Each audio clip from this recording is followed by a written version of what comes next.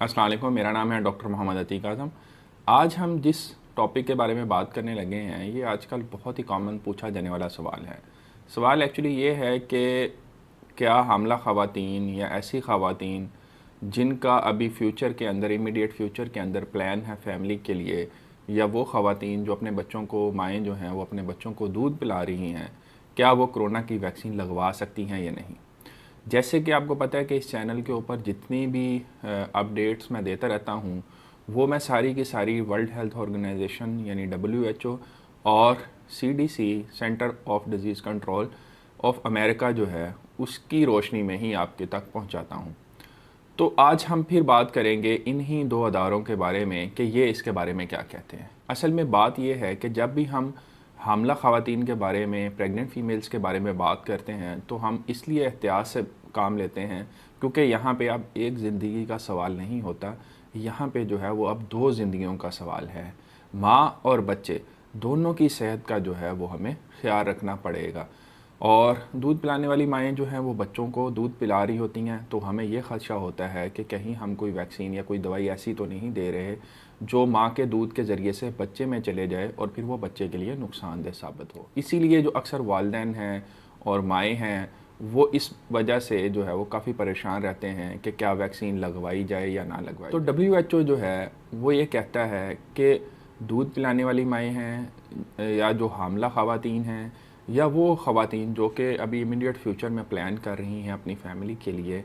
वो वैक्सीन लगवा सकती हैं। और वैक्सीन लगवाने के लिए उन्हें किसी किस्म के परेशान होने की ज़रूरत नहीं है। जबकि CDC जो है अमेरिकन अदारा है वो एक्चुअली तभी कोई बात करता है जब उनके पास कोई ज़ाहिर एविडेंस आ जाता है, कोई क्लिनिकल ट्रायल आ जाता है। क्लिनिकल ट्रायल बेसिकली ये होता है कि हमने उस दवाई का उस ख़ास पॉपुलेशन के ऊपर तजर्बा करके देखा और हमने देखा कि इसके जो फ़ायदे थे वो नुकसानात से कहीं ज़्यादा थे, तो तभी वो एक गाइडलाइन दे पाता है आप ये मेडिसिन या ये वैक्सीन आप इस जो पॉपुलेशन का सेक्शन है उसको आप दे सकते हैं या नहीं। अभी तक जो है वो प्रेग्नेंट फीमेल्स के ऊपर छोटी मोटी स्टडीज़ हुई हैं पूरी दुनिया के अंदर, कोई बहुत बड़ी स्टडीज़ नहीं हुई क्योंकि कि कोई भी ये रिस्क नहीं लेना चाहेगा इस पेंडेमिक की सिचुएशन में कि एक बड़ा ट्रायल जो है वो हमला ख़वातीन के ऊपर किया जाए और फिर बाद में पता लगे कि इसके कोई मुज़र असरात थे। इसलिए छोटे छोटे कुछ ट्रायल्स हुए हैं जिसमें ये देखा गया है कि वैक्सीन लगवाने से जो है वो ना सिर्फ माँ के अंदर इम्यूनिटी पैदा हुई है बल्कि जब बच्चा पैदा होता है तो उसके अंदर भी एंटीबॉडीज़ देखी गई। अच्छा, मसला ये है कि हमने ये देखना है कि फ़ायदा ज़्यादा है या नुकसान ज़्यादा है। अब तक ये बात तो बिल्कुल कंफर्म हो चुकी है कि कोरोना वायरस जो होता है वो हामला ख़वातीन के ऊपर शदीद अटैक कर सकता है, यानी हामला ख़वातीन के अंदर हॉस्पिटलाइजेशन और शदीद बीमारी का जो खदशा है वो आम पॉपुलेशन से ज़्यादा है। तो इसलिए वैक्सीन लगवाने से पहले इस बात को भी मद्देनज़र रखना पड़ेगा कि खुदा ना खास्ता जिस तरह कोरोना इस वक्त किसी इंसान को नहीं छोड़ रहा, पूरी दुनिया में फैला हुआ है, कि अगर हमल के दौरान किसी खातून को कोरोना हो जाता है तो फिर ये चांसेस ज़्यादा हो जाते हैं कि वो हॉस्पिटलाइज्ड हो, उसको सवियर जो है वो बीमारी हो, इवन बच्चे की जान को भी ख़तरा होता है। तो इसलिए CDC और WHO दोनों की रिकमेंडेशन है कि जो हामला ख़वातीन हैं उन्हें वैक्सीन लगवा लेनी चाहिए। पाकिस्तान की बात करें तो पाकिस्तान के अंदर तो चाइना की साइनोफार्म और साइनोवैक वैक्सीन ही अवेलेबल है। ये दोनों जो वैक्सीन हैं इनके अंदर जो है वो वीकेंड वायरस है, यानी कि ऐसा वायरस है जिसको कमज़ोर कर दिया गया है, ये ज़िंदा वायरस नहीं है। तो इससे कोरोना होने का तो कोई ख़दशा नहीं है। और ऐसी जो वैक्सीन है हमने पास में भी देखा है कि इनसे जो है वो साइड इफ़ेक्ट्स होने के, इसके मुज़र असरात होने के चांसेस बहुत कम होते हैं, क्योंकि है तो ये वायरस ही, बॉडी इसको एज अ वायरस ही ट्रीट करती है और इसके ख़िलाफ़ इम्यूनिटी पैदा करती है, लेकिन ये वायरस जो है इंसानी जिस्म के अंदर इन्फेक्शन नहीं कॉज कर सकता। तो इस तरह की जो वैक्सीन है इनका ये बड़ा एडिड एडवांटेज होता है। हाँ, इनका ये मसला है कि इससे इम्यूनिटी जो मैसेंजर RNA वैक्सीन है जैसे कि फाइज़र है, मॉडर्ना है, इनकी लेवल की इम्यूनिटी इंसानी जिस्म के अंदर नहीं आती, लेकिन फिर भी जो है वो काफ़ी हद तक 70 to 80% लोगों के अंदर ये वैक्सीन्स भी काफ़ी मौसर साबित हुई हैं और इनके ज़रिए से भी इंसानों के अंदर इम्यूनिटी पैदा हुई है। तो इसलिए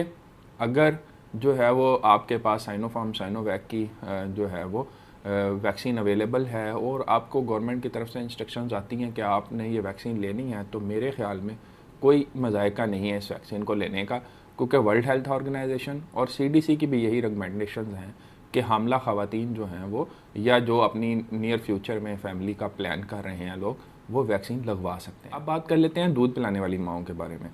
इसके ऊपर अभी तक कोई भी ट्रायल नहीं हुआ किसी भी जगह पे। मैंने तो जितना तक अभी तक देखा है, कहीं पे भी कोई ऐसा ट्रायल नहीं हुआ जिसमें लैक्टेटिंग यानी दूध पिलाने वाली माओं को जो है वो वैक्सीन लगाई गई और उसके फिर इफ़ेक्ट्स देखे गए हों। हाँ, कुछ जगह पे मैंने ये ज़रूर पढ़ा है कि माओं को जो वैक्सीन लगी है उसमें ये देखा गया है कि जो एंटीबॉडीज़ हैं वो मिल्क के ज़रिए बच्चे में गई हैं और बच्चे को उसका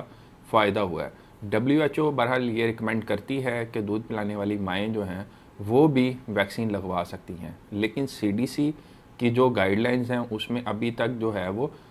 इस तरह से क्लियरली नहीं लिखा गया कि आप जो है वो लैक्टेटिंग मदर जो हैं वो वैक्सीन लगवा सकती हैं या नहीं। क्योंकि उनकी वेबसाइट पे अगर आप जाएं तो वहाँ पे आप देखेंगे कि अभी तक यही लिखा हुआ है कि कोई इसके ऊपर क्लिनिकल ट्रायल नहीं हुआ। इसलिए वैक्सीन लगवाने का ना लगवाने का जो भी डिसीजन है वो ज़ाहिर है आपने लेना है, आपकी फैमिली ने लेना है, लेकिन ओवरऑल देखा जाए ये जितनी भी वैक्सीन है मोस्टली इफ़ेक्टिव हैं और काफ़ी हद तक सेफ़ हैं। अभी किसी भी जगह से दुनिया के अंदर कोई ऐसी कोई ख़तरनाक किस्म की या कोई ऐसी इंफॉर्मेशन कहीं से नहीं मिली कि खुदा न खास्ता किसी जगह पे वैक्सीनेशन हुई थी और उससे जो है वो इतने ज़्यादा लोगों को मसाइल हुए। हाँ, इक्का दुक्का थोड़ी बहुत इधर उधर हमने ये ज़रूर सुना है कि फ़लाँ जगह पे फ़लाँ शख्स की डेथ हो गई जी, फ़लाँ बंदे को रिएक्शन हो गया, लेकिन उसकी हकीकत क्या है वो किसी को मालूम नहीं है कि क्या वो वैक्सीन की वजह से हुई है। वैसे भी बहुत सारी लोगों की अमवात हो जाती हैं, तो ज़रूरी नहीं है कि वो जो डेथ्स हैं या जो वो रिएक्शंस हुए हैं वो वैक्सीन के ज़रिए से हुए हैं। तो जहाँ पे हमने वैक्सीन की बात की है वहीं पे मैं ये बात करना चाहूँगा कि हमारे मुल्क स्पेशली पाकिस्तान के अंदर क्या होता है कि जो हामला ख़वातीन हैं या जो दूध पिलाने वाली माएँ हैं स्पेशली, उनको तो बिल्कुल ही पता नहीं होता कि कौन सी जो दवाइयाँ हैं वो उन्हें हमल के दौरान में या दूध पिलाते हुए बच्चे को नहीं इस्तेमाल करनी चाहिए। वो ऐसे ही किसी लोकल बंदे डॉक्टर के पास चली जाती हैं जो कि मोस्टली क्वैक्स होते हैं, वो उनके पास जाके दर्द के इंजेक्शन भी लगवा रही होती हैं और वो दवाइयाँ भी ले रही होती हैं। उन्हें ये नहीं पता कि वो जो मेडिसिन है वो ले रही हैं उससे जो उनके आने वाले बच्चे को या दूध पिलाने वाले बच्चे को क्या नुकसान हो सकता है। तो इस बात को भी जहन में रखना चाहिए इस वैक्सीन से हट के भी, कि जब भी कोई ख़ातून जो है वो प्रेग्नेंट हो या लैक्टेटिंग हो तो उसको इस बात का बहुत जो है ख्याल रखना चाहिए कि वो कौन सी दवाइयाँ खा रही है, क्या ये दवाइयाँ मेरे बच्चे के लिए नुकसानदेह तो नहीं होंगी। इसलिए जब भी आप नेक्स्ट टाइम डॉक्टर के पास जाएं तो उससे ये सवाल ज़रूर करें कि डॉक्टर साहब क्या ये दवाई जो आप मुझे दे रहे हैं कि या क्या ये मेरे बच्चे के लिए नुकसानदेह तो नहीं होगी, क्योंकि आपको फ़ौरन नहीं पता चलेगा कि बच्चे के अंदर कौन से मसाइल जो है ये दवाइयाँ पता कर सकती हैं। उम्मीद है इस वीडियो को देखने के बाद वैक्सीन लगवाने ना लगवाने के बारे में आपको डिसीजन करने में आसानी होगी। वीडियोस को देखने का, चैनल को सब्सक्राइब करने का आपका बहुत शुक्रिया।